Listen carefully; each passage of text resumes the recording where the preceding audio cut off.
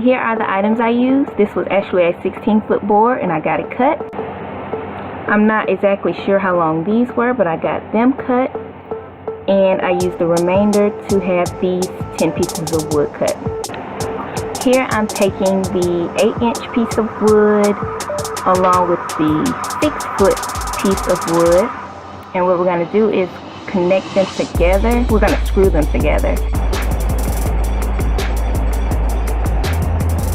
These are the screws I use. They're really long so that they could go through the wood. I actually pre-drilled a hole and then I screwed it in, and then I did the exact same thing to the other side. Okay, now this is kind of small, but I measured the first row at 13 inches and the next 3 rows will be measured at 15 inches apart so that we can get that open space look at the top.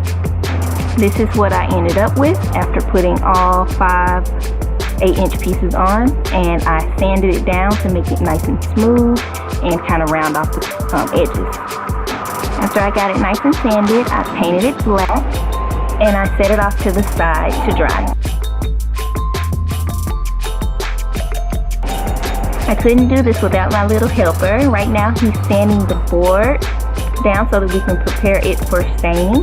This is the 4-foot board. I found this stain at Walmart on sale for $5. It's in carbon gray, and I guess it was on sale because look at the can.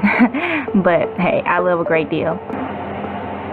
I only did 1 coat and let it dry for an hour and turned it over and did the other side. Once both sides were all dry, I used polyacrylic to seal in the stain and give it a nice shine. I took the 2 6-foot long pieces and mounted them to the wall with an elbow. I have 2 cats that love jumping on things, so I wanted to make sure this thing was secure.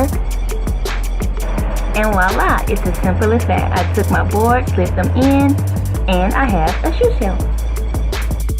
If you guys enjoyed this video, like, comment, and subscribe. And thanks for watching.